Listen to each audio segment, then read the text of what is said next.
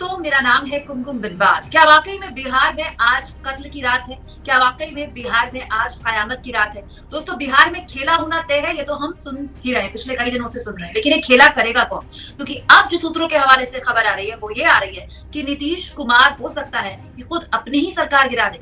हो सकता है कि आरजेडी की एकजुटता देखकर बीजेपी और नीतीश कुमार के पसीने विधानसभा में जाने से पहले ही छूट जाए। क्या विधानसभा के फ्लोर में कुछ कल बहुत बड़ा होने वाला है? ऐसा कुछ बड़ा जो पूरे के पूरे 2024 के चुनाव की रूपरेखा ही बदल देगा। इस पर विस्तार से चर्चा करने के लिए पत्रकार अभिषेक कुमार जी मेरे साथ जुड़ गए हैं। अभिषेक कुमार वैसे बैठे दिल्ली में है, लेकिन बिहार की सारी जानकारी इनके पास पता नहीं कहां से पहुंच रही है। सारे ट्वीट धड़ाधड़ अभिषेक आप किए जा रहे हैं, बताए जा रहे हैं, ये होगा वो होगा ये होगा। अब बता ही दीजिए क्या होने वाला है कल बिहार में। देखिए, बिहार में कल क्या होगा इसमें सबको बहुत रुचि है, लेकिन जो सबसे बड़ी बात है वो ये है कि बिहार की विधानसभा भंग होने जा रही है अगले 1 हफ्ते से लेकर 3 हफ्ते के बीच में, और इसको लेकर सहमति अंदर खाने बन चुकी है। यही सबसे बड़ी एक्सक्लूसिव खबर है। सारी कवायद इसको लेकर है कि विधानसभा भंग करने के पहले जो फ्लोर टेस्ट के माध्यम से सरकार को सदन के अंदर अपनी लेजिटिमेसी को प्रूफ करना होता है, अपनी वैधानिकता को की पुष्टि करनी होती है, वो पुष्टि हो पाती है कि नहीं, इसको लेकर कवायद का दौर जारी है। राष्ट्रीय जनता दल ने अपने विधायकों की बाड़ेबंदी की। एक महत्वपूर्ण बात मैं कह दूं, आपने देखा राजद ने आरजेडी ने अपने विधायकों की बाड़ेबंदी की है तेजस्वी आवास में, कांग्रेस ने अपने विधायकों की बाड़ेबंदी हैदराबाद में की, बीजेपी अपने विधायकों को ज्ञान प्राप्त करवाने के लिए बोध गया लेकर गई, वहां बाड़ेबंदी की। लेकिन जिसकी सत्ता दांव पर है, जनता दल यूनाइटेड, मुख्यमंत्री की पार्टी, उसके विधायकों की अब तक बाड़ेबंदी नहीं हुई है। क्या आपको इससे कुछ दिखाई नहीं देता कि दाल में कुछ काला है? जितना दिखाया जा रहा है खेल उससे अलग है। सबसे पहले तो नीतीश कुमार को अपने विधायकों की बाड़ेबंदी करनी चाहिए थी, वो तो खुले घूम रहे हैं। सबसे ज्यादा टूट का डर भी उन्हीं के विधायकों को है। सबसे छोटा विधायक दल उनका है, 45 विधायक है, 2/3 का आंकड़ा 30 पर बनता है, बीजेपी के 78 है, 2/3 52 पर बनता है, आरजेडी के 79 है, 2/3 53 पर बनता है। जो दल बदल कानून के लिए मिनिमम एलिजिबिलिटी है, रिक्विजिट नंबर है 2/3 का, उसके लिए तो सबसे आसान टारगेट नीतीश कुमार की पार्टी है। तेजस्वी को सीएम बनना है तब भी नीतीश कुमार की पार्टी तोड़नी होगी। बीजेपी के सम्राट चौधरी को भी अगर सीएम बनने की इच्छा हो जाए तब भी उन्हें नीतीश कुमार की पार्टी ही तोड़नी होगी, लेकिन उनके विधायक तो खुले घूम रहे हैं। तो जो दिल्ली में बैठकर आप देख रही हैं, जो दिखाने की कोशिश हो रही है, वो कुछ हकीकत कम है, फसाना ज्यादा है। तो अभिषेक जी, मुझे ये बात बताइए, इससे किसको क्या मिला? नीतीश कुमार ने इतनी बदनामी, इतना मतलब उनका पलटी मार सारी की पूरी उनकी राजनीति एक तरह से खिंचाल इधर हो गई उनकी राजनीति की। अंत में जब विधानसभा ही भंग करनी थी तो ये इतना सब कुछ तमाशा के विधानसभा भंग करने के लिए करेंगे नीतीश कुमार? देखिए, इसमें 2 बातें हैं। ये सबको, मुझे भी व्यक्तिगत तौर पर यह बात पच नहीं रही थी और अभी भी नहीं पच रही है कि आखिर एक ऐसा पॉलिटिकल लीडर आज की तारीख में, जहां पैसा पैसा और सिर्फ पैसा, राजनीति में आने का मकसद जब नेताओं का पैसा बनाना और चार्टर प्लेन से घूमना, प्रॉपर्टी बनाना, संपत्ति बनाना, उस दौर में एक नेता कम से कम दिखाई देता था जो परिवारवाद से दूर, संपत्ति बनाने से दूर, आर्थिक मामलों से कोसों दूर। मतलब नीतीश कुमार पर कोई आर्थिक भ्रष्टाचार का आरोप आपको पता है कि कोई विपक्षी भी नहीं लगा सकता, ईडी उनके दरवाजे तक नहीं जा सकती, लेकिन वो नीतीश कुमार पलटी मार गए। दरअसल बात यह थी कि राष्ट्रीय 2 जगह उन्हें झटका लगा। इंडिया गठबंधन में वो बहुत अरमान के साथ आए थे या लाए गए थे। क्या था कि विपक्ष के सामने क्रेडिबिलिटी का संकट था। दिग्विजय सिंह ने एक बार कहा था, आपको याद होगा, कि मोदी और अमित शाह से वही लड़ सकता है जिसको सीबीआई ईडी का डर नहीं हो। ये वो बहुत चर्चित स्टेटमेंट है। और नीतीश कुमार इकलौते नेता पूरी हिंदी पट्टी में दिखाई देते हैं जिनको ईडी और सीबीआई कभी घेर नहीं सकती। जिसके पास कुछ है ही नहीं तो उसको घेरेगा कौन? वो नीतीश कुमार इधर बहुत अरमान के साथ आए थे कि इंडिया गठबंधन बना रहे हैं, विपक्षी एकता करा रहे हैं। शुरुआत भी उन्होंने की पटना से, लेकिन उसके बावजूद इंडिया गठबंधन में कांग्रेस पार्टी लीड रोल लेती हुई नजर आई। दूसरी बात, विधानसभा भंग कर वो मिड टर्म पोल चाहते थे लोकसभा चुनाव के साथ साइमल्टेनियस पोल। साइमल्टेनियस पोल जब होता तो बिहार की 40 लोकसभा सीटों पर ही मतदान नहीं होता, 283 सीटों पर एक साथ वोटिंग होती, 40 प्लस 243, असेंबली की 243, और 243 सीटों पर एक साथ, यानी लोकसभा कम असेंबली, लोकसभा और विधानसभा का एक साथ चुनाव होने की बात पर वो बीजेपी को 2 तरह से जाल में फंसा सकते थे। पहला कि 1 नेशन 1 इलेक्शन आपका नैरेटिव है, हमने अपनी सरकार भंग कर दी और आप अपनी राज्य सरकारों को भंग कीजिए, हमने आपके अच्छे इरादे के समर्थन में हम आए। वहां वो बीजेपी को एक्सपोज करने की तैयारी में थे। और दूसरा क्या था कि जब असेंबली इलेक्शन होगा तो सिर्फ सांप्रदायिक नैरेटिव को अकेले बल नहीं मिलेगा, चुनाव अंततः इक्वेशनल हो जाए। एक सीट पर एक कैंडिडेट, और बिहार में एक लोकसभा में 6 विधानसभा है, आपको मालूम है। तो एक सीट पर एक कैंडिडेट और एक सीट पर 7 कैंडिडेट जब होंगे तो स्वाभाविक है कि इक्वेशनल पॉलिटिक्स की, जाति समीकरणों की एंट्री हो जाती है उसमें। चलिए ये आगे की बात इस पे करिए, मुझे ये बताइए। तीसरी बात जो इसमें है वो ये है कि नीतीश कुमार को विधानसभा भंग करने की बेचैनी क्यों है। तो साफ मतलब है कि जो व्यक्ति तीसरे नंबर की पार्टी जिसकी है, तो तीसरे नंबर की पार्टी के साथ सरकार चलाना कितनी माथापच्ची का काम है। उधर विधायकों की बाड़ेबंदी, उसको खुश रखो उसको खुश रखो, तो स्वाभाविक है कि वो पहले नंबर पे आना चाहेगा। अभिषेक जी, लेकिन और इसीलिए बीजेपी के साथ गए, बीजेपी ने उनकी जिद कथित तौर पर मान ली है। लेकिन ये अंदेशा तो बीजेपी को पहले से होगा ना। बीजेपी के चाणक्य कोई चने थोड़ी खाते हैं, उन्हें पता है ना कि नीतीश कुमार के दिमाग में क्या खिचड़ी पक सकती है। देखिए, एक टर्म आता है, अंग्रेजी का एक फ्रेज है, मैरिज ऑफ कन्वीनियंस, सुविधाजनक विवाह, सुविधा का विवाह। यूपीएससी से जो आईएएस वगैरह जो सिलेक्ट होते हैं तो कैडर बदलने के लिए मैरिज ऑफ कन्वीनियंस को प्राथमिकता देते हैं। पता होगा आपको, किसी को कोई नॉर्थ ईस्ट का कैडर मिल गया तो वो यूपी या बिहार कैडर की आईएएस आईपीएस से शादी करता है, और फिर यूपीएससी ऑप्शन देती है कि या तो पति पत्नी के कैडर में चला जाए, पत्नी पति के कैडर में आ जाए। ये बिहार में जो अलायंस हुआ है नरेंद्र मोदी और नीतीश कुमार का, ये मैरिज ऑफ कन्वीनियंस का एक दूसरा स्वरूप। नीतीश कुमार को दिल्ली में नंबर चाहिए, चाहे जितने नरेंद्र मोदी को दिल्ली में नंबर चाहिए, चाहे जितने 56 इंच के सीने की बात हो जाए, जितना चिल्लाकर प्रधानमंत्री सदन में कहे एक अकेला कितनों पर भारी, जब अपना चुनाव उनका करीब आता है तो किसी के सामने झुक जाते हैं। अब तो भारत रत्न भी रेवड़ियों की तरह बट रहे हैं, आप देख ही रही है। और कैसे उन्हें अनुप्रिया पटेल भी झुका लेती है, लोकसभा चुनाव आते आते राजभर भी झुका लेते हैं, चिराग पासवान भी झुका लेते हैं, जो मर्जी वही झुका लेता है, क्योंकि नरेंद्र मोदी अपने चुनाव में कोई कोर कसर नहीं छोड़ना चाहते, लूप होल नहीं छोड़ना चाहते कि लेकिन इंडिया टुडे वही स्थिति का सर्वे कहता है, इंडिया टुडे का सर्वे कहता है, सर्वे को छोड़िए, हटाइए सर्वे को, हटाइए उसको। सर्वे कैसे बनते हैं, आप तो लंबा समय टेलीविजन मीडिया में बिता चुकी हैं, अब आप काम कर चुकी हैं, मुंह मत खोलिए, लेकिन आपको भी पता है। खैर, नीतीश कुमार के साथ क्या है, उनकी मजबूरी है दिल्ली का नंबर, इनकी मजबूरी है पटना का नंबर। उन्हें दिल्ली में नंबर चाहिए, इन्हें पटना में नंबर चाहिए। तो आपको मैं दिल्ली में नंबर दूंगा, आप मुझे पटना में नंबर दीजिए। 272 के बहुमत के आंकड़े के लिए संसद में नरेंद्र मोदी की कोशिश होगी कि खराब हालात में भी 230 से 40 एमपी बीजेपी के हो। नीतीश कुमार के सामने है कि उनके 80 विधायक हो। अगर नीतीश कुमार खेला करते हैं तो बीजेपी को कॉन्फिडेंस में लेके करेंगे क्या? मतलब ये कह रहे हैं कि ये दोनों के मिलने का मतलब दोनों की मिली जुली खिचड़ी है, या फिर नीतीश कुमार का अलग से तड़का बन रहा है, उनके दिमाग की अलग की उपज है ये? क्या आपको लगता है कि 28 जनवरी की जो पाला बदल था, रात में अमित शाह और नीतीश कुमार को, या नरेंद्र मोदी और नीतीश कुमार को एक साथ सपना आया कि सुबह में पाला बदल लेना चाहिए और हो गया? पर्दे के पीछे डील तो हुई होगी कुछ, बिना डील के तो ये खेल नहीं हुआ होगा। नीतीश कुमार को बखूबी पता है कि नरेंद्र मोदी तभी कंट्रोल में आते हैं जब उनकी अपनी गर्दन फंसी हुई होती है, और लोकसभा चुनाव का मतलब ये है कि जिसकी सरकार होती है उसका गर्दन फंसा हुआ होता है। तो जब सामने वाले की गर्दन फंसी हुई है, उसी समय उसकी मजबूरी का फायदा उठा लो। बीजेपी को पता है कि तेजस्वी यादव के साथ कंफर्टेबल नहीं है, उनकी विधानसभा भंग करने की जिद वो नहीं मान रहे। उनको पता है कि यही मजबूरी है जहां नीतीश कुमार की मजबूरी का फायदा उठा लो। इसीलिए मैंने पहले कहा कि मजबूरी का फायदा उठाने के लिए ये मैरिज ऑफ कन्वीनियंस का आपको एक शानदार नमूना देखने को मिल रहा है, और कुछ नहीं है यहाँ पे।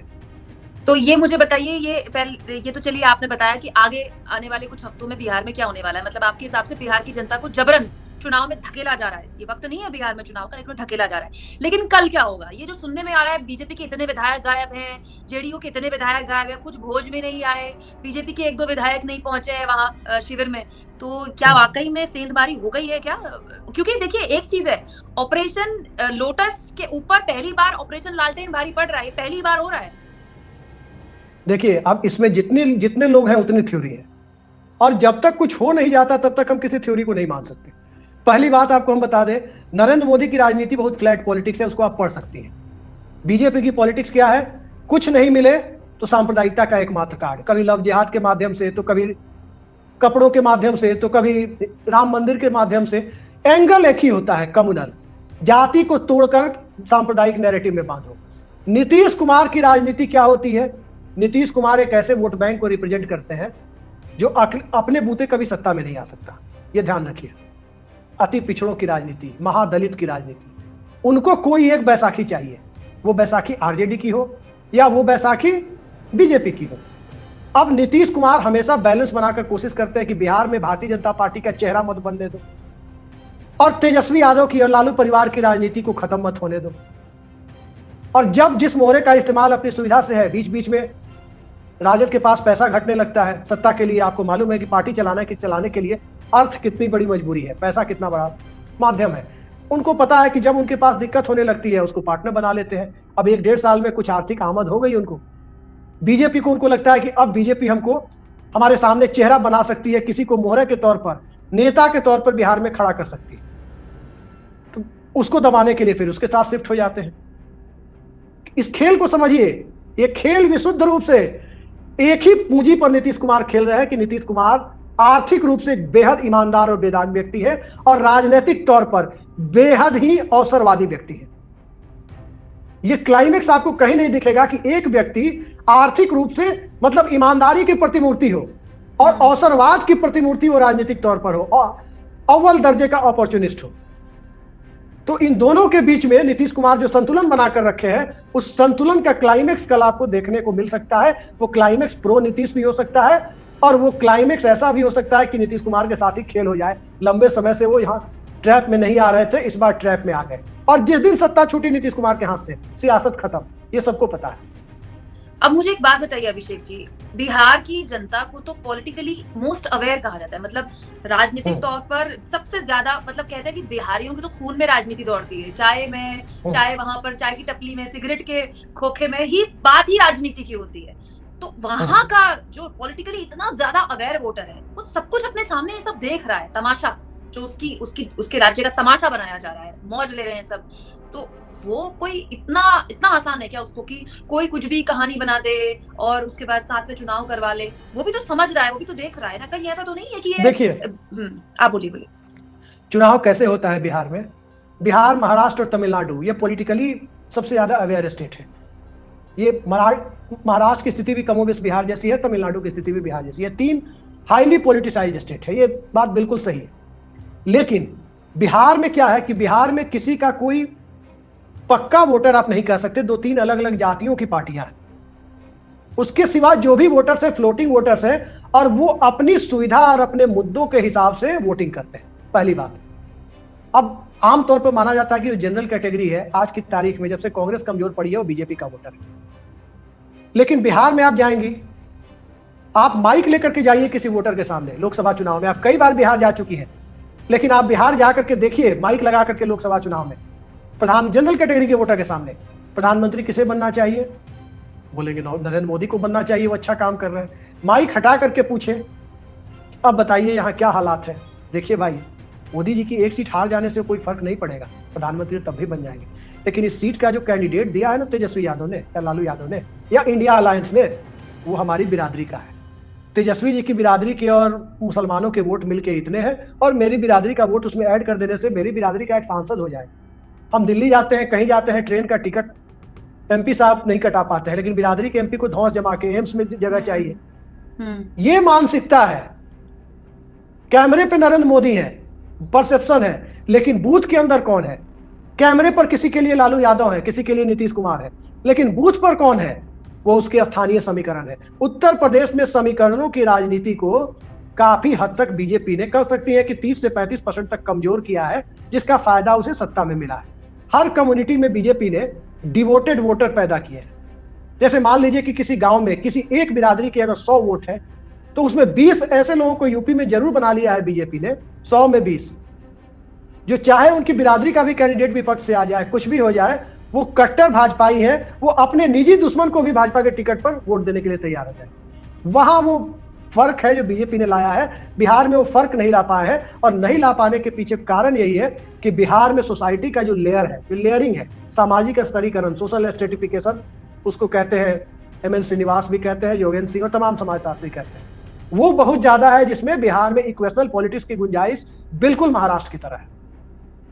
तो अब इस पूरी स्थिति में आप किसको सबसे बड़ा विनर देखते हैं? क्योंकि नीतीश कुमार कितनी भी पलटी मार ले, वो कितना भी परसेप्शन बदल लें, साथ में चुनाव भी करवा ले, ये तो एक सच है ना कि उम्र उनके साथ नहीं है। तेजस्वी यादव के पास अभी पूरी उम्र है, करीब 40-45 साल की उम्र है उनके पास राजनीति करने के लिए। इस पूरे तमाशे में कल जो भी हो और कल के बाद जो भी हो, विनर कौन बनकर उभरेगा? देखिए, टुमारो इधर Nitish Kumar could be A winner और लूजर।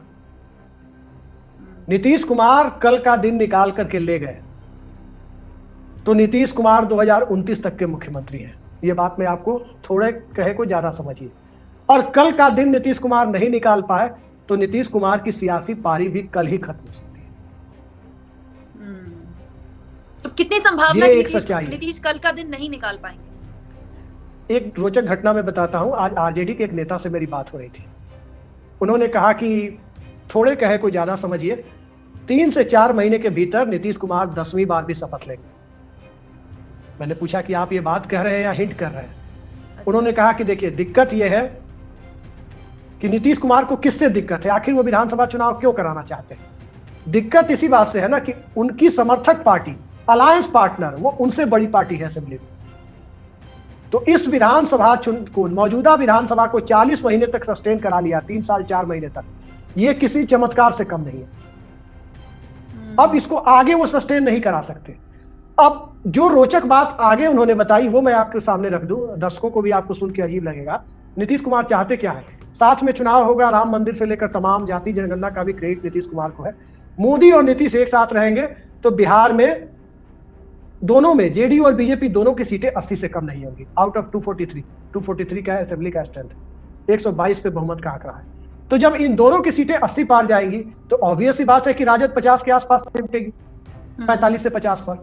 तो नीतीश कुमार को 80 वाले के साथ सरकार चलाने में दिक्कत होगी, क्योंकि वो बराबर की ताकत के साथ होगा। लेकिन जो पार्टी 45-50 एमएलए के साथ होगी, उसके साथ 5 साल सरकार चलाने में चुनाव के बाद दिक्कत नहीं होगी। छोटा भाई चाहिए ना गठबंधन में, बड़ा भाई किसी को नहीं चाहिए। गठबंधन में कोई भी दल चाहता है कि उसके सहयोगी दल छोटे रहे स्ट्रेंथ में, जो उन्हें ब्लैकमेल ना कर सके, जो उन पर दबाव ना बना सके। तो जब राजद के 45-50 विधायक हो जाएंगे तो तेजस्वी यादव को क्या दिक्कत है नीतीश कुमार के साथ सरकार चलाने में? कुछ तो मिलता रहेगा 5 साल तक पार्टी को सस्टेन करने के लिए। सत्ता भी मिलती रहेगी, लाल बत्ती भी मिलेगी, सायरन भी मिलेगा, बंगला भी मिलेगा। ये खेल है, इस बात को समझिए। और दूसरी महत्वपूर्ण बात मैं बता दूं, तेजस्वी यादव की जगह नीतीश कुमार ही मुख्यमंत्री बने रहे। राजद के अंदर खाने लोग क्यों चाहते हैं? तेजस्वी यादव की स्थिति कमोबेश राहुल गांधी जैसी है। वो अपनी पार्टी के लोगों से नहीं मिलते हैं। नीतीश कुमार के बारे में कहा जाता है कि नीतीश कुमार थोड़े अड़ियल है, इस बात में कोई दो राय नहीं है। लेकिन उनका काफी कुछ स्वभाव मुलायम सिंह की तरह है कि विपक्षी दल के लोग भी जाकर के, विधायक मिलकर के अपना पिटीशन दिए, अपना काम करा लिए, कुछ करा लिए। उनसे मिलना आसान होता है, तेजस्वी यादव से सत्ता में आने के बाद मिलना मुश्किल होता है। तो राजद के लोग भी अंदर खाने चाहते हैं कि एक बार इनको औकात में आ जाने दो। नीतीश कुमार भी चाहते हैं कि भाजपा को तो हम कम नहीं कर सकते, लेकिन कोई एक तो कम रहे। अभी तो वो खुद ही तीसरे नंबर पर है।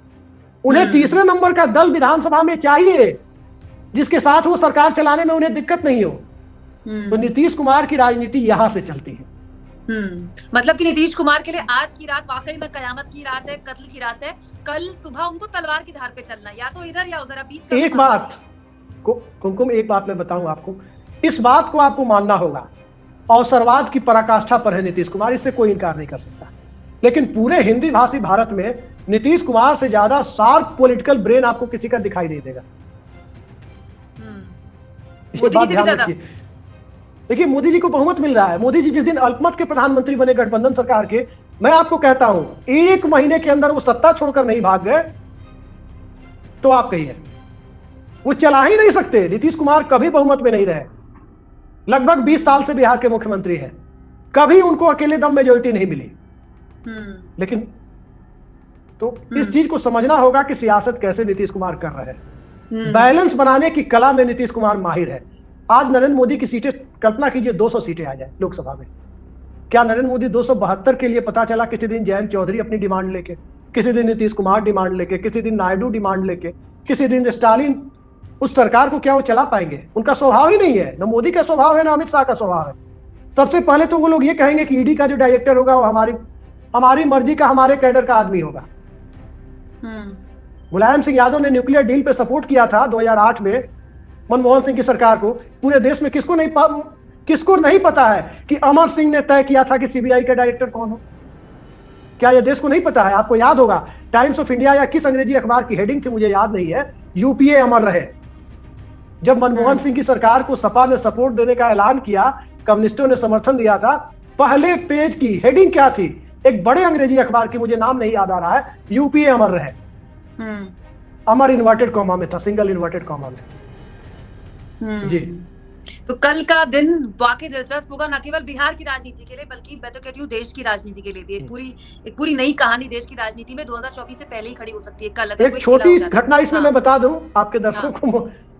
एक मुझे बीजेपी के नेता ने बताया कुछ दिन पहले कि बिहार में नीतीश जी असेंबली तो भंग करना चाहते हैं। अगर भंग कर दी तो इनका उल्लू तो सीधा हो जाएगा, क्योंकि इनके लिए कोई अछूत नहीं। ये राजद के साथ जाके भी सरकार बना लेंगे जब इनके 80 विधायक या 75 विधायक हो जाएंगे तो। लेकिन नरेंद्र मोदी को जरूरत पड़ गई कि नहीं, नीतीश कुमार के ही जो 14-15 एमपी होंगे उन्हीं के बूते वो 272 का आंकड़ा पूरा हो रहा है। वहां नीतीश कुमार ने झटका मार दिया और वहां सेकुलरिज्म के चैंपियन बन के खुद को इस देश के अल्पसंख्यकों को दिखाने चले गए कि मैं ही था जो नरेंद्र मोदी को हटा पाया। बाद में साथ में घुस करके मारा, राजनीतिक तौर पर मारा, क्योंकि नीतीश कुमार पर भरोसा भाजपा वालों को भी नहीं है। यह बात ध्यान रखिए। ये बात मैं मजाक में नहीं कर रहा हूं, क्योंकि नीतीश कुमार स्कोर सेटल करना। आप नरेंद्र मोदी के बारे में मैं दावे के साथ कहता हूं, उनकी राजनीति क्या है? सांप्रदायिकता और जांच एजेंसियों का दुरुपयोग, साफ साफ है। तीसरा तो कोई उसमें है ही नहीं, चाहे 370 से सांप्रदायिकता आए, चाहे किसी बयान से आए। लेकिन नीतीश कुमार की राजनीति अगले पल कौन सी करवट लेगी ये भगवान में नहीं बता सकते। ये केवल नीतीश कुमार बता हम और तो आप जैसे पत्रकार तो नहीं बता सकते, सिर्फ यहाँ बैठ के आकलन कर सकते हैं। चलिए, बहुत बहुत शुक्रिया अभिषेक आपका जुड़ने के लिए, और उम्मीद है कि कल का दिन आपके लिए भी महत्वपूर्ण रहेगा। बिहार से हैं आप खुद भी, और बिहार की राजनीति तो बिहार के लोग वैसे भी बड़े मजे तरीके से बहुत कहानी की तरह समझाते हैं, जो कि आपने समझाई। बहुत शुक्रिया, थैंक यू, नमस्कार।